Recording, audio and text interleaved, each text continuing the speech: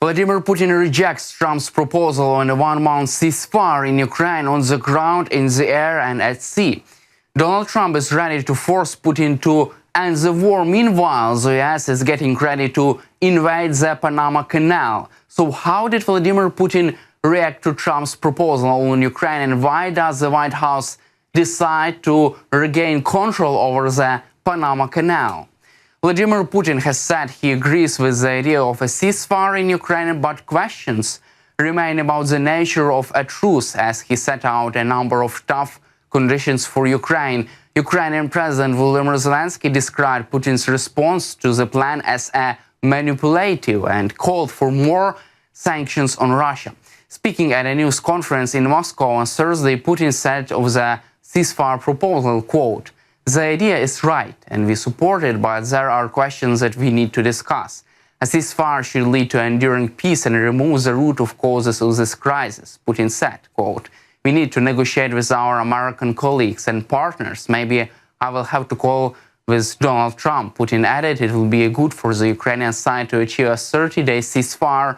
"We are in favor of it, but there are nuances," Putin said. Meanwhile, Western security officials said that the Russian dictator Vladimir Putin has no intention to compromise on demands on land, peacekeepers and Ukraine's neutrality in any peace talks, according to Bloomberg. Putin has made deliberately maximalist demands ahead of negotiations to end the war, which he knows will likely be unacceptable to the Ukrainians and other European allies, according to the security officials.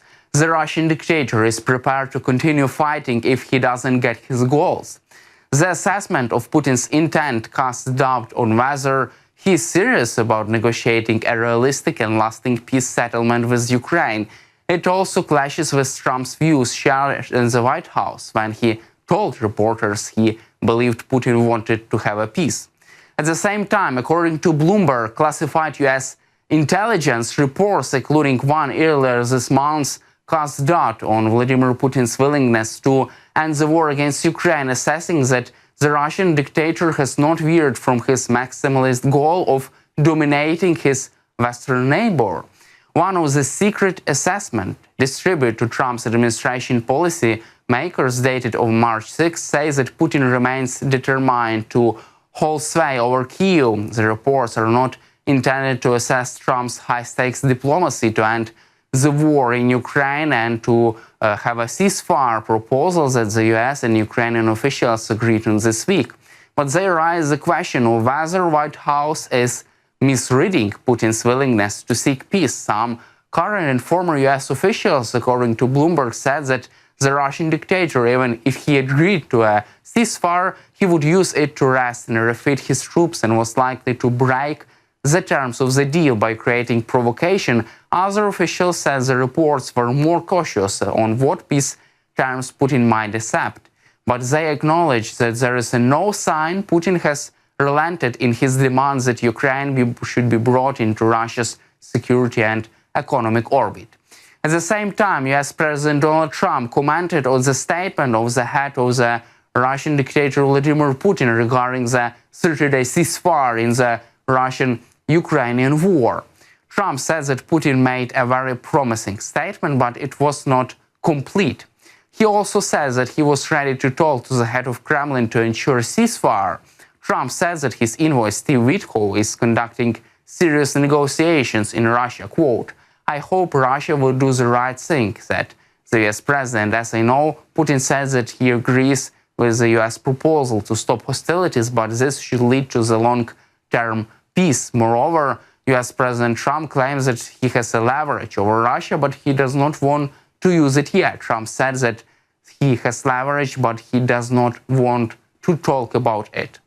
Meanwhile, US Treasury Secretary Scott Bessent has said that he is ready to significantly increase sanctions against Russia if needed to resolve the war in Ukraine. Bessent was asked what the tightening of sanctions against Russia, which Trump announced in the event that Russia does not agree to a ceasefire agreement, would look like. The head of the US Treasury began his answer by criticizing sanctions imposed by the administration of former President Joe Biden, quote, "If you take a scale from 0 to 10, I think the Biden administration's sanctions against Russia were 3 points.